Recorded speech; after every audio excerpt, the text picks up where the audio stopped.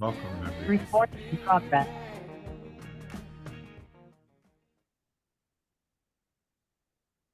All right, great. Hi, everyone. Welcome. This is the information session for our newest fund here at Maine Initiatives, which is a fund for community organizing connected to our Giving Project, which is also a new program for us. My name is Julian Rowand. I use he, him pronouns. I am right now located in what is now called Portland, Maine, unceded Wabanaki territory, at our offices here at Maine Initiatives.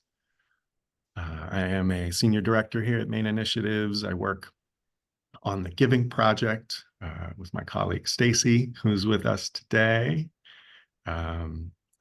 And I also work on the Grants for Change program here at Maine Initiatives, as well as the Outdoor Equity Fund. And so glad that you all made some time today to learn about this program, this fund, this grant. This will be a lot of information. Usually when we gather, we want it to be relational and interactive. That's my preference.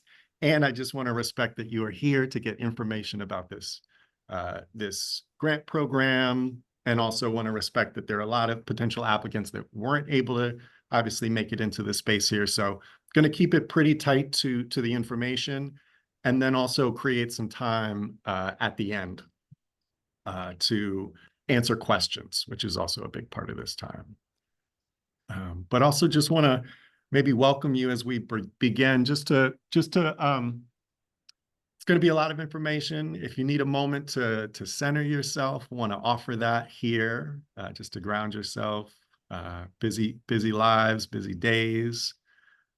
Before we get started, if anything that you need to take care of yourself during this time, please feel free, be it going off camera, stepping away, whatever you need to take care of yourself. We definitely encourage self-care.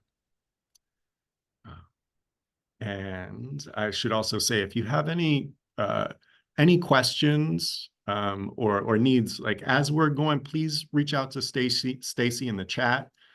I would also invite you to hang on to your questions until the end. I might touch on it as we go, but definitely we'll have time at the end for questions. Okay. All right, let's get started.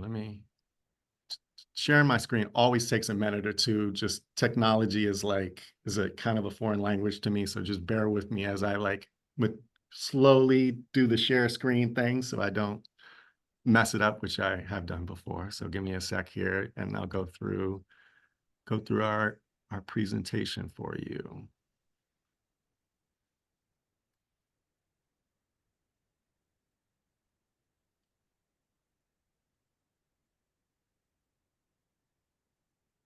Cool. All right.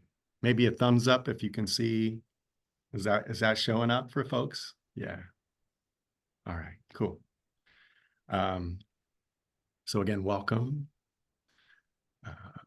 This might be the only information session we do for this fund, depending if there are others that reach out that really would like to have this, and that we may do another one, but I'm really glad you were able to make it to this one. Just a brief agenda here. We've welcomed you. Just going to say a few words about Maine Initiatives for those who don't know our work, to let you know who we are. Just a moment of acknowledging too the field that we work in terms of philanthropy, something that we feel like it's important in terms of our work, that what we're responding to and what we're accountable to in our work. And then give an overview of the fund and the program as well, the Giving Project program. Talk about the eligibility and evaluative criteria and some of the funding priorities. And then also how to apply and address some accessibility needs, just sort of walk you through that process as well. And like I said, we'll have time at the end for questions. So already mentioned, if you came in late, your name, pronouns, where you're located if you'd like. I don't know if I mentioned that before, or any organizational affiliation, if any, if you'd like to, optional. So main initiatives. This is our formal mission statement that we've had now for, let's see, we were founded in the 80s. We've been focused on social, environmental, economic justice, supporting grassroots efforts since the 80s. But really, in terms of the focus of our work, so that's our official mission statement. What that looks like in practice is our commitment to centering and funding and supporting racial justice, racial equity work, both in terms of our organizations and also in terms of the work that we're supporting through our funding. And we see our work as this intersection of community organizing, community philanthropy, and justice. Okay, and we'll talk a little bit about the organizing piece too, and you can see it reflected a little bit here in this photo. This is one of our grant-making advisory committees at a retreat, right? So not 10 people around a boardroom table that you don't know or you don't have access to making decisions. This is our grant-making committee. These are what the grant-making committee looks like. These are the folks that we are inviting in to the process to try to open up the process to community. We believe in centering community voice, right? Those who are impacted by our grant making, we want them also in the space of decision making. So yeah, this is a grant making retreat of ours. Giving Project holds the same value and is a little bit of a different and an exciting model for us. And we'll talk a little bit about what that is. So if you're familiar with our general participatory grant making model, this is the next level of that for us. So what we do, racial justice work, community informed and iterative, we're always learning. So certainly if you've had feedback even on this sort of information session, things that would be helpful, please let us know. We will build that in. We do use participatory grant making models. We've been doing that for the last 10 years. And we prioritize relationships in our work. We acknowledge that money is not is insufficient. It's necessary, but it's insufficient for the change that we're trying to make and support. Just an overview of the different programs that we have here at Main Initiatives. So I had mentioned the Grants for Change Fund, which is supporting BIPOC-led efforts around racial justice, working on racial justice across the state of Maine. We have an immigrant-led organization fund, again, supporting immigrant flourishing in Maine. Giving Project we're talking about today. Maine Share is our workplace giving program and is also a platform for supporting organizations directly through this Maine Share platform that we just launched within the last month and a half. And finally, the Outdoor Equity Fund, which some of you know well, some of you in the room are in the Outdoor Equity Fund cohort. So that's supporting BIPOC-led efforts for outdoor equity across the state. And some amazing work happening in that space. And yeah, here's the note on philanthropy. And maybe this goes without saying to folks in the room, but it's worth underscoring, right? We work in the philanthropic field, okay? We see our work as an intervention in that, but regardless, we are also embedded in that, right? So to acknowledge that the wealth that has been generated and accumulated and now sort of that flows through traditional philanthropy, right, comes from legacies, histories, and current dynamics and current realities around extraction, right? Land theft, genocide, right, connected to colonization and settler colonialism in this country and abroad. labor theft and extraction in terms of slavery in this country. This is what's generated the wealth, right, that makes philanthropy possible. And so our work, we hope, is in response to that history, which also structures some of our funding priorities. And we acknowledge, too, that we are working in that space, and our work is constantly evolving and imperfect because of that. And especially with a program like this, or a fund like this is our first time doing this fund. We are learning. We are learning as we go, and hopefully trying to address harm, which is inevitable in this space, as we go.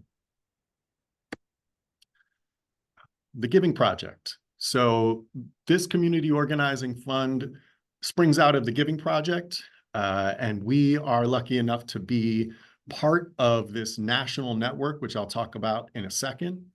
But this Giving Project, just to really ground what this fund is supported by. So the Giving Project is, I'm just going to read this so you get exactly what this is. It's a model of social justice philanthropy that engages people across race and class to support community organizing in their community. At its essence, a Giving Project is a mechanism for donor organizing, wealth distribution, and community accountability. Okay. We are a part of a network. So this Giving Project is, and you'll see the next slide here, is part of a national network. The values that ground this Giving Project. So the Giving Project is sort of holding this fund. The values that ground the Giving Project are around movement building, Black liberation and decolonization, racial justice. This is our sort of vision board here that the network has put together. And with it, a couple of years ago, we were just entering into COVID at that time. So we were taking a look at the conditions that we were working in, right? Listing out our priorities around building capacity, around Giving Project practitioners. And these are folks that are committed to supporting the work that all of you are doing through community organizing through this model. This is our learning community. Our vision for the Giving Project, again, to support community organizing efforts, but really at its base is well-resourced movements for liberation, collective liberation. And I want to underscore that because not all groups, nonprofits are sort of working with some of these values at the center. Understand that not all organizations see themselves as part of liberation movements. Also, yeah, acknowledge that we are trying to support liberation movements. That really is the focus of the Giving Project. Main initiatives, we're excited to be a part of this because we feel like this has been, for reasons maybe that I don't need to say, but this has been underfunded, under-resourced, and underdeveloped here in Maine, certainly, but maybe the Northeast in general, perhaps with the exception of the Boston area. I mean, I know there's amazing work going on, and that work needs to be supported. So just quickly here, so you get a sense of who else is doing this model across the country. These are our sister funds in this work. This is our learning community here at Maine Initiatives.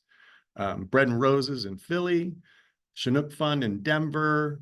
Stacy and I spent a week this summer in Chicago being hosted by the Crossroads Fund, talking with community organizers there and learning about work that's happening on the ground there. Hawaii People's Fund as well. We were in Hawaii with that group 2 years ago, learning from organizers there. Headwaters in Minneapolis, North Star Fund in New York, also the Social Justice Fund of the Northwest, who started this model probably about 15 years ago. Transforming Power Fund in Detroit. And then we are the newest fund to be doing this work. And there's a couple of other funds that will probably be joining the network in the next year or two. Again, some of our values, I won't read all of these out, but just to list them out and really offer or hope that these resonate. And want to sort of state this too, right? We want to make sure those applying to this fund are clear about what kind of priorities that the Giving Project and those that are going through this program with us that will inevitably be the grant-making committee are holding, okay? So we hope those who are applying find some resonance with these values. So movement building, as I said, inclusivity.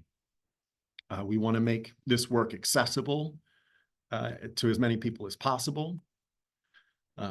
With the Giving Project and this fund, we are centering Black liberation, decolonization, racial justice, and again, that focus priority is in response to the history and legacy of philanthropy that we're working in, okay?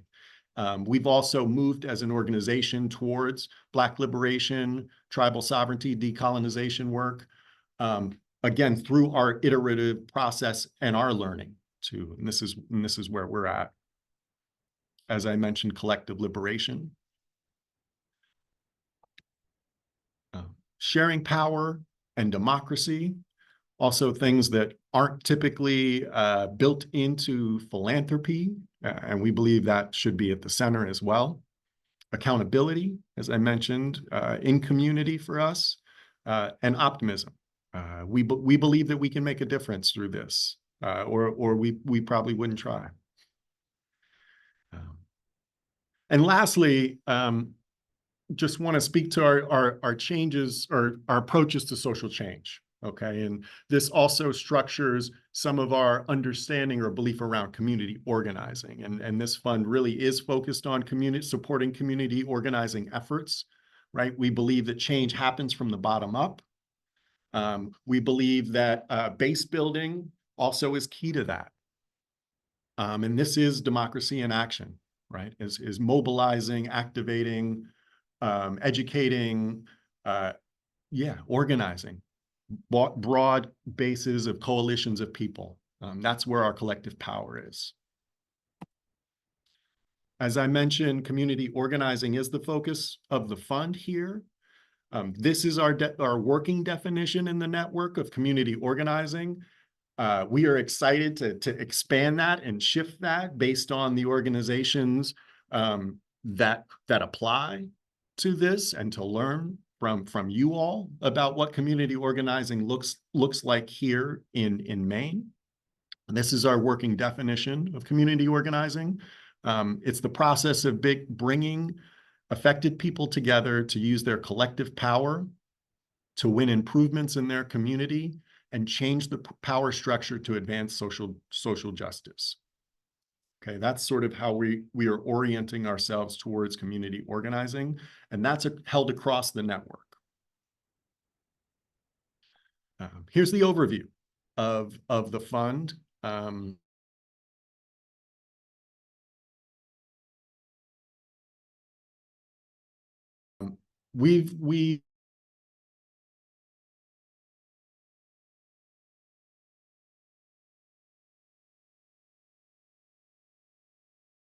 But would welcome those and invite those who haven't seen it. This is the best place to start. And you can find this funding opportunity announcement, or FOA, on our website. And Stacy, I'm not sure if you haven't already, if you wouldn't mind putting a link to our website, the Giving Project website, that will have a link to this as well as the application. But start here. This is the place to start to learn about this fund and the steps to applying. Much of what I'm going to say is in this. There are also some information that may not be in this presentation that is in this FOA, so really invite you to take a look. And this is the core of it. This is probably, the core of some of the information that you want around this. The grant awards, we're going to make at least 5, but hopefully up to 10 grants awarded through this program. Those grants will be between $10,000 and $20,000. And I'll explain in a second why that range.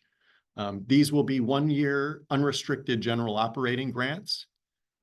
Main initiatives, we don't require reporting. We believe through our process, because our process is really community-based and relational, we don't find the need for reporting. That's not the kind of relationship that we want to have with organizations. We want to support organizations' work. We want to show up to your work and know what's happening and understand what your needs are. And we don't have needs around that kind of oversight. Also, in terms of due diligence, that also happens in relationship. No need for us to get a report from you, and you've got better things to do with your time than spend time filling out some report that we've created. Okay.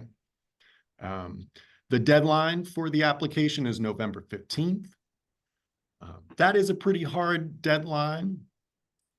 because we want to be able to work with the applications, have some turnaround to those who are going to be reviewing your applications by the first week in December. That said, if you have any issues with that, please reach out. Please reach out. And finally, the awards will be announced and dispersed in March 2025. So I want to take a moment and just explain some of the pieces that I just talked about. And I haven't sort of laid it all out in slides, so bear with me, because I really wanted to focus on the fund, but I do think it's important to explain how these pieces fit together a little bit. I do think it's explained in the funding opportunity announcement. So again, I would invite you to take a look there. But essentially, the Giving Project, this process, also different than traditional philanthropy in that, but connected to community organizing, right? We believe that movement-based work, community organizing work, should also be supported, not just through foundations or institutions, but certainly through constituents, okay? Because some of the work that's happening in movement spaces and organizing spaces can be antithetical to the interests of institutions, okay? Can be antithetical or challenge and should challenge established institutions, foundations, goals of the status quo. Right. So that's not stuff that's not important work, critical work that foundations necessarily are always going to be willing to fund. So what this project does is it gathers, in this case, we've got 20 people. Stacy and I meeting with this amazing group of people this weekend, actually. 20 people who have said yes, who are passionate about supporting community organizing, to meet approximately once a month for about 6 months. This is a group that is going to do and has done deep relationship building. This weekend, we had a deep dive in terms of race and class, and looking at those intersections and looking at how that also intersects with this project and this work. This group will also be themselves giving to this Giving Project in terms of a donation. And then they are, as donor organizers, working within their networks to raise funds for this fund, along with main initiatives, but they will be the core of this fund, okay?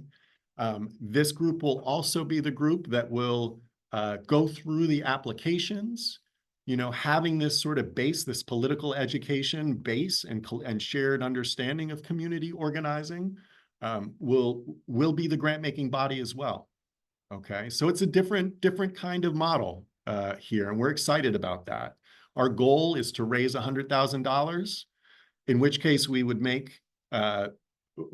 probably make 5 $20,000 grants. but also with this group based on the number of applications that we get and the applicant pool. That figure may vary. We may decide to raise $100,000 and do seven grants, say, and tier some of the grants. But also, again, this is a process that, in terms of a democratic process with this Giving Project group that we're working with, we'll be in conversation with them about. But we're doing at least 5 grants through this, and at least $10,000 each. Our goal is to do $20,000 grants for this first year. Ideally, 2 at main initiatives. We believe in multi-year grants.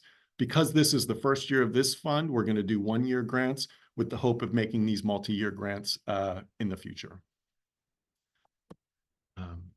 So I know I'm going quickly. Maybe I should just take a breath for you and take a breath too, to let that sink in for you before we talk about community organizing. And this is really at the core too of our evaluative criteria that our Giving Project will be using to evaluate your applications. But just to take a moment to sort of let that sit in, that this is a different kind of a model that we think aligns better with movement work.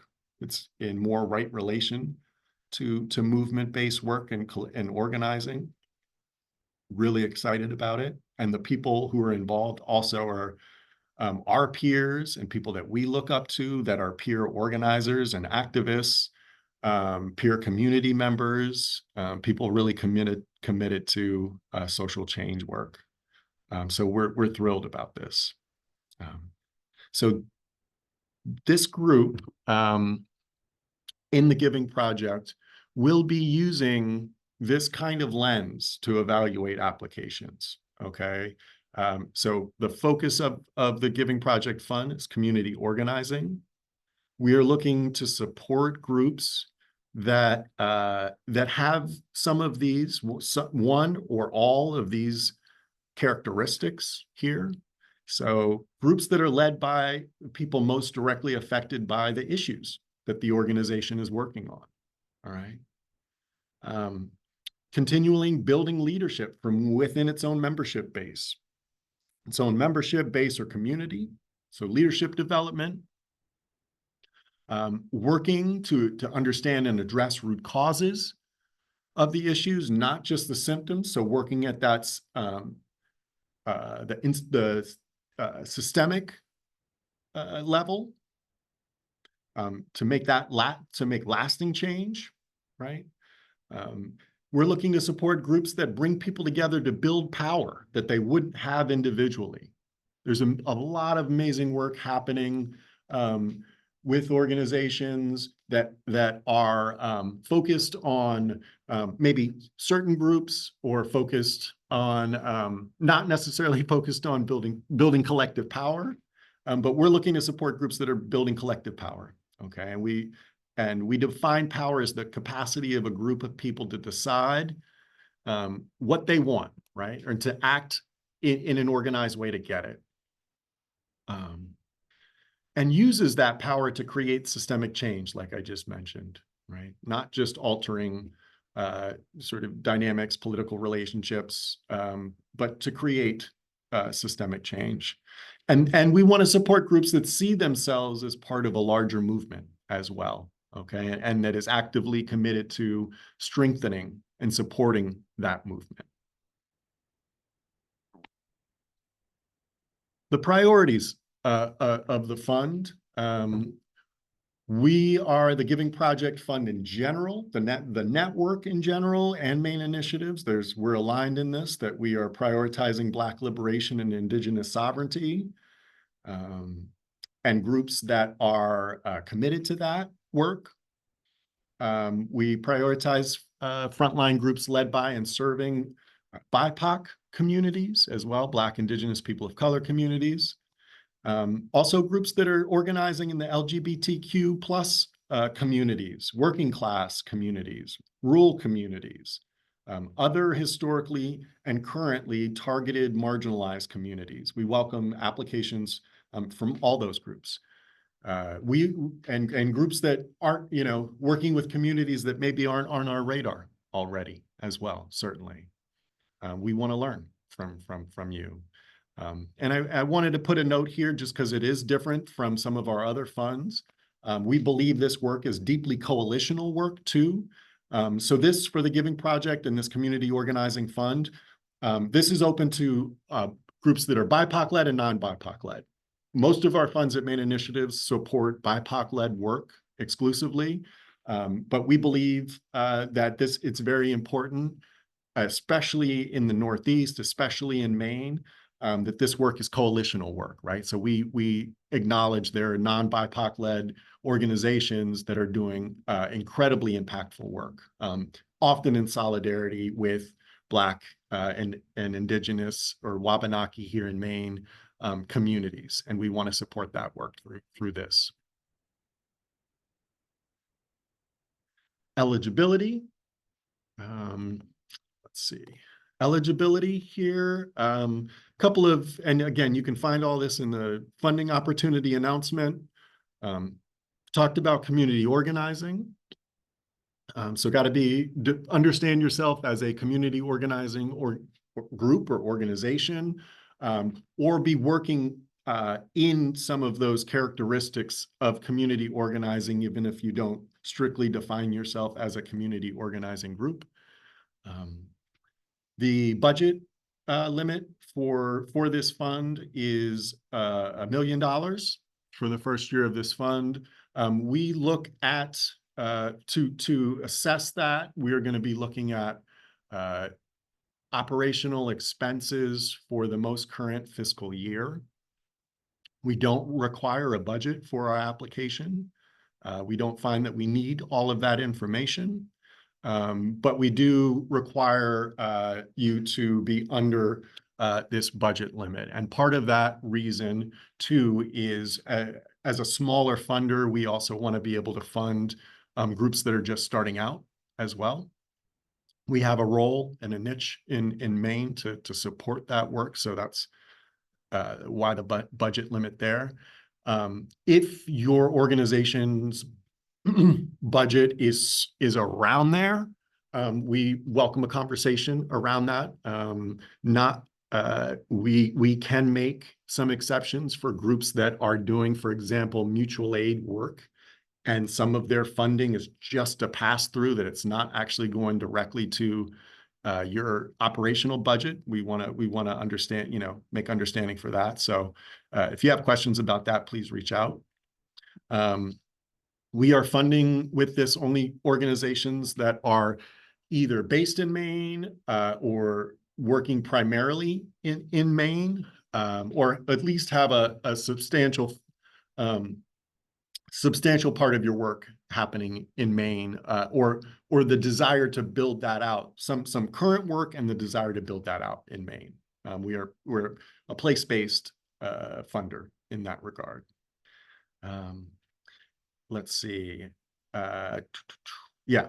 Also, either you don't have to be a nonprofit or a 501c3 to apply. We understand that community organizing work often happens outside of the nonprofit sector, and again, also there can be tension, right, between community organizing movement work and the whole nonprofit apparatus. We totally get that, but we do require you to have a 501c3 fiscal sponsor that can receive the funds from us. So if you have questions about that, please let us know.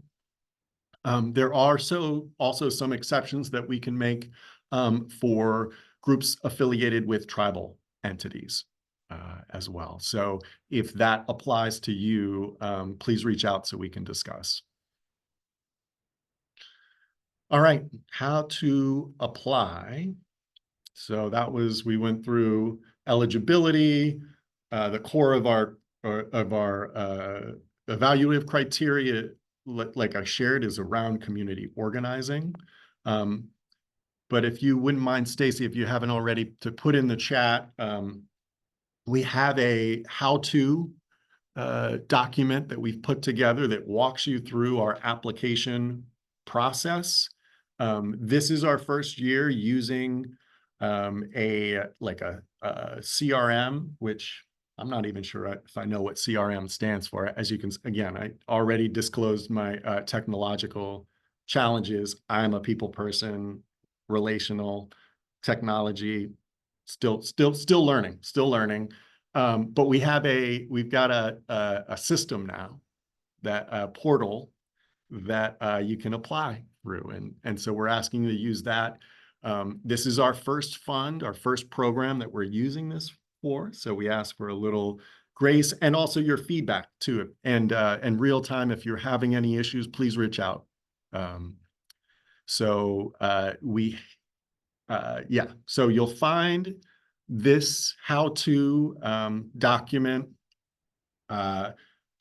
through the FOA. If you start an application, you will have to create a login, and I'll say more about that in a second. But we do have a how to apply document. You have to create an account in our system before you can apply. And here are the sort of like high level things to make sure as you start your eligibility. First, definitely look at the funding opportunity announcement to check your eligibility, make sure you're eligible. We will do Maine Initiative staff, an initial screening of applications that we receive. If we have questions about your eligibility, we'll reach out to you. But if you have questions about your eligibility, please reach out. Stacy's email is included there. So that's stacy@maineinitiatives.org, who will be able to help you with some of those initial questions. Read through the application, and we've put a whole copy of the application, all of the questions in that how-to document. So you can see before you've started the application, you can read through all the questions, and I would recommend that you do that so you see what we ask. We try to keep our application pretty minimal, as minimally burdensome as possible for you, again, because you've got better things to do than spend days filling out applications, which inevitably happens. So want to try to make that as minimally burdensome as possible for you, and as transparent as well. And if you have applied before to a Maine Initiatives program, I would say in the last 2 or 3 years, this application is also probably going to look pretty familiar. Again, we try to we want to make it easy for people. So if you're familiar with our applications, you'll recognize the application, with obviously some shifts around this community organizing focus. So look at that how-to guide, access our portal, and in the FOA, and I've put here as well the link to access the portal. So log in, follow the instructions, hopefully pretty clear through that. The deadline is November 15th. Again, reach out before that if you've got any issues. Let's see. And then after you apply, we will conduct, Maine Initiative staff will do an initial eligibility review. If you're eligible, then we, again, will do an initial screening of the applications to make sure that that your organization is a fit for this community organizing fund. We will pass along to our grant making committee, this Giving Project cohort of people who are going to be making the grant making decisions. Approximately not more than 25 applications from the pool. And then from those, we will be reaching out to a smaller subsection of those organizations to schedule what we're calling site visits, which really can be just a conversation, say via Zoom. We could do a conversation in person, but these will probably be conversations via Zoom, as a way of getting to know your work better for those organizations who are squarely within our eligibility criteria. and are focused on community organizing, we also want to give you an opportunity to talk more about your work. We realize that the application can only say so much about the work that you're doing. So we'll have small groups of between 3 and 5 people meet with you. We won't take up too much of your time. I don't expect that conversation to last more than an hour and a half. So somewhere between 45 minutes, hour and a half, to learn more about you and your work. Those will happen in sort of mid to late January through February. And then from those organizations, and those if you have a site, if you get called, or if we reach out to schedule a site visit with you, the idea is that you will have a 50% chance of being selected. Meaning, if we're gonna give 5 grants through this, we will invite not more than 10 organizations to have these conversations, because we also don't want to waste your time. And then finally, all applicants will be notified by by March 15th about the grant making decisions, and then anticipate receiving funds by the end of March of next year.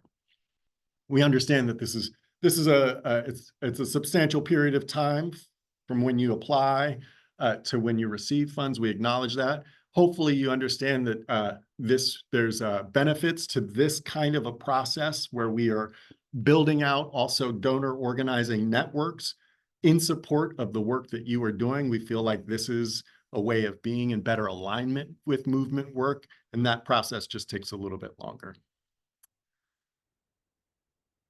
I think that's it. I think that's all I have. I probably didn't cover everything, so I assume you've got some questions. Yeah, all right. And stop my share. Thank you all for your attention, for listening. I know it's a lot of information. It's also awkward just to talk for a long time. So thanks for bearing with that, especially when I have such amazing folks in the room that any other day, I'd want to hear from you for 45 minutes. So, but now we've got 15 minutes for some questions, or maybe 13 minutes, but also happy to stay a little bit over if needed. Yeah, any questions? I have not been looking at the chat. Maybe we have some questions there, but if anybody has a question, wants to come off of mute to ask it, would welcome that.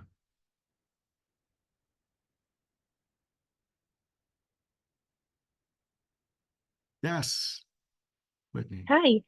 I'm wondering if this funding, are you looking for more like project oriented, like creating a new project, or is this going to be funding focused on existing work that we're already doing? Thanks for the question, Whitney. It can be for either. It can be for existing work. It can be work that you're doing. None of our work is like project specific. So these grants will be general operating grants. We welcome you to talk about either, right, the work that you're doing, or to talk about something that you are planning on doing that this might contribute to. But it doesn't have to be tied to a specific project. Yeah. So I guess the question would be, the answer would be either is fine, and also you don't have, this is a general operating support grant that you can use however you would like to, and we want to hear about your projects, the things you got going on, and we'd be excited to hear about things that you have coming up. Great, thank you. Yeah. Thank you for your question. Yes. So I was wondering if you could give an example of community organizing, just so that I have a better picture of what that actually means. Sure. All in right. a more concrete way. Yeah. Okay, give an example. I probably would give an example, say, from Chicago, right? I don't want to necessarily give an example from here to say, all right, this is what it looks like in case the organization applies, and to say, yeah, that, okay, an example. So we would hope that a community organizing group is doing some of that, some of those characteristics sort of that I listed earlier, right? Broad-based work, working at systemic level, structural level, developing leadership internally. Let's see.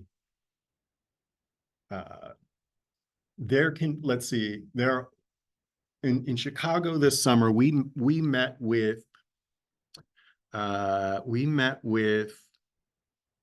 a group. We met with a lot of groups, so I'm trying to pick one that doesn't pigeonhole this work. So let me say, groups who are working, for example, with in abolition spaces, okay, organizing system impacted folks against, for example, in Chicago, for example, we met with an organization that's trying to close youth detention centers. Okay, and so they are working with coalitions of people, both system impacted and not, to close the multiple youth prisons across in the Chicago area. Right, so they're working at a structural level. They have an analysis clearly, right? If they're working on abolition and working with system impacted folks, trying to make that sort of lasting change and make interventions in the system. They're building coalitions through that. They're trying to broaden their base through that work. I think that's a great example. We also met with an organization there of artists, activists that are Palestinian based and working with Arab communities that are also combining crafts and craft nights and food and cultural gatherings to build support throughout community, and also networks, internal networks of support. Amazing, inspiring work, especially in these times.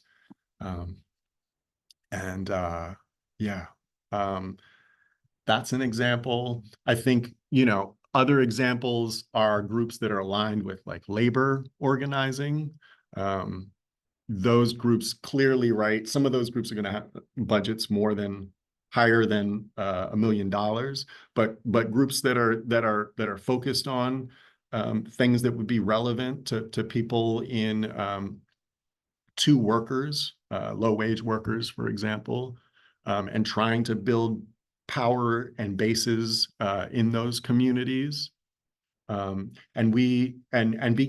this is the first year of this too, like we want to be open to learning, what does that look like here in Maine? It's going to look different than what I've clearly saw in Chicago. So we want to learn from you, from this applicant pool of how do you understand, how are you moving with community organizing? Does that, some examples, but also to say, we're really open to seeing how people understand community organizing work here, and it will look different in Maine, right, than Chicago. I don't know if did I answer your question or give some help around it? Okay. I would say also, check the FOA. Hopefully our characteristics of community organizing, if some of those resonate with you, you're probably doing community organizing, Thank you for your question. Other questions?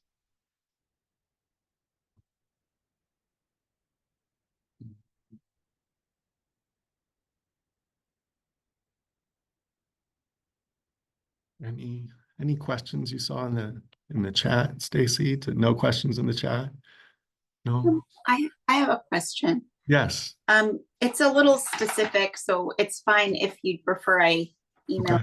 Okay. So we're very small. We're a registered Maine nonprofit, but we are self-declared 501c3, and we're registered to submit our postcard, but we haven't yet, so we wouldn't show up in the system as a self-declared nonprofit yet. So would I want to prove that in some way, or would I want to find a sponsor?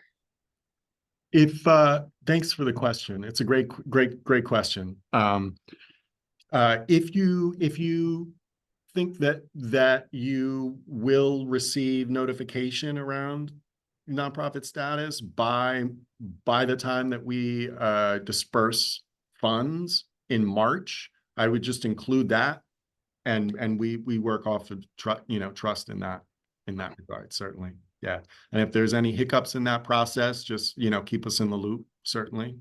And also to say, if there are groups that are not currently 501c3s, and this whole process of like working with fiscal sponsors or securing fiscal sponsors is new for you too, let's talk too, because we've also been able to point groups in the direction of possible organizations to partner with.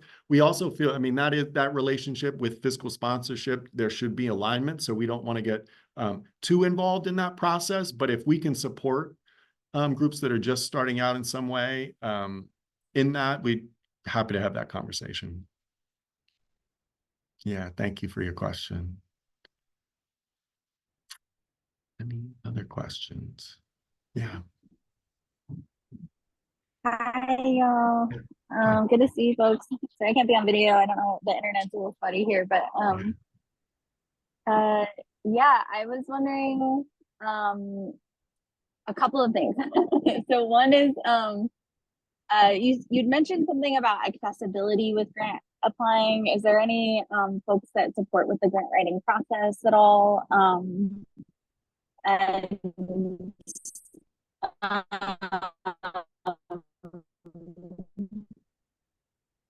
yeah, maybe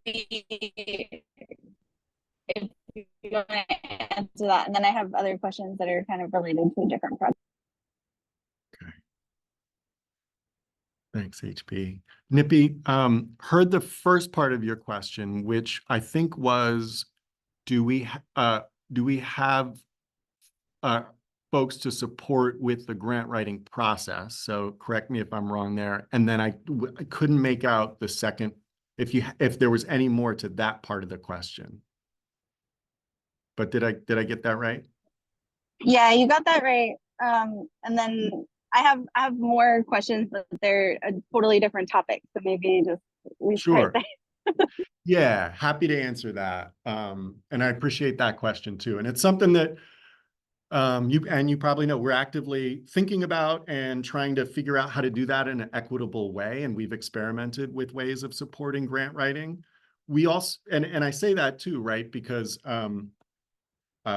we want to do that in an equitable way. And if we were directly involved in the in the grant writing, that doesn't necessarily seem fair and equitable to all the applicants. Like for us directly, we have in the past with some of our funds connected applicants to volunteer grant writing support people too. But also those, some of the we can't fully be responsible for those relationships either. And sometimes that isn't necessarily a good fit.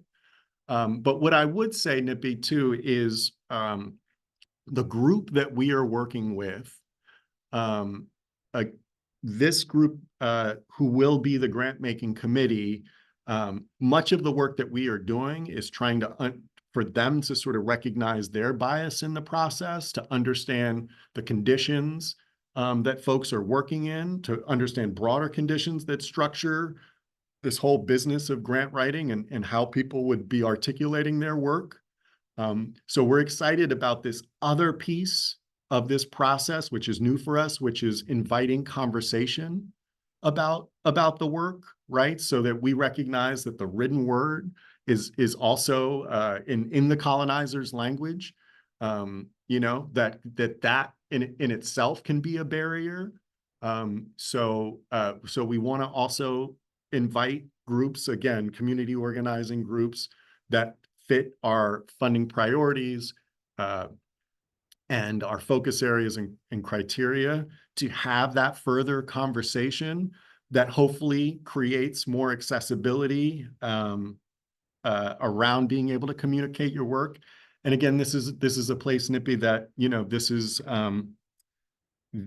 where this process and funding applications all fail us too, right? This is the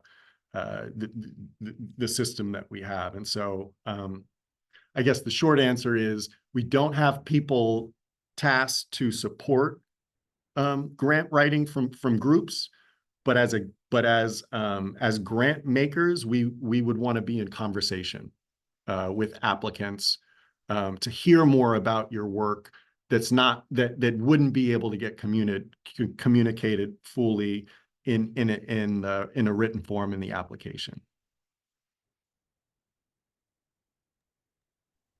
Also, Gia just put in the chat that Maine Association of Nonprofits offers assistance with grant writing. So Gia, if you're able to share more information about that, or if there's a link or contact information that you can put in the chat for folks who are interested, that could be really helpful too. Thank you. Yeah, I worked a lot with Maine Association of Nonprofits and a lot of different nonprofits throughout the state. And it's a membership, but it's pretty, it's based on your budget. So it's pretty, sliding scale. It's pretty easy to become a member. They offer all kinds of classes and assistance. Some are free, some are not.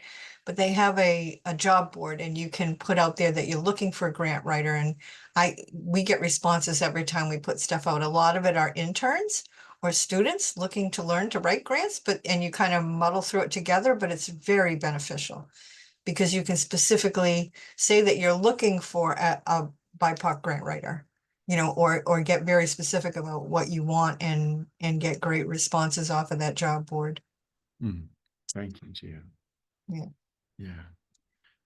Yeah. Nippy, did that, I want to see if that answered your question. And also, you said you had another question as well. Yeah, thank you. That was helpful. So my next question is about I'm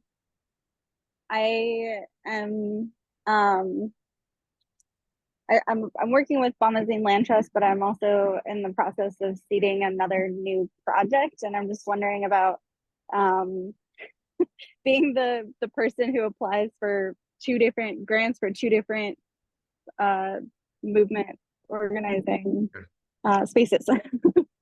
Yeah, short answer for that is we welcome that. And thank you for all the work that you're doing, Nippy, right? So yeah, I would encourage, if you're interested in applying for both or with both, we welcome that, certainly. Yeah. Great. And then last question, it's a simple answer, hopefully, just for support around like finding a fiscal sponsor.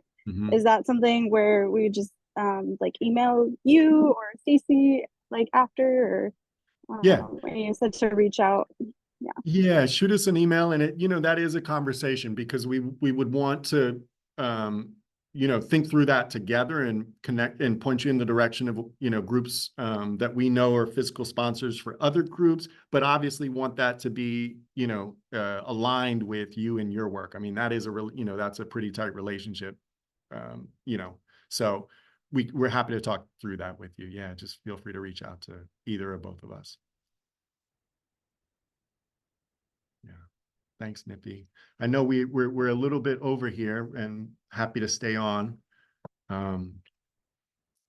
but also want to respect, people's time too. So if you do have to leave now, welcome that. If anybody has any other questions, we're happy to stay.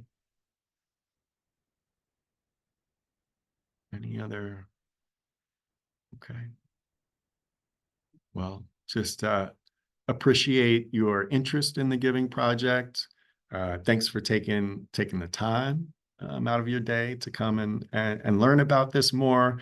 And more than anything, thank you for the work that you're doing in community. Grateful to be in this with you. And yeah, okay. All right. Have a great rest of your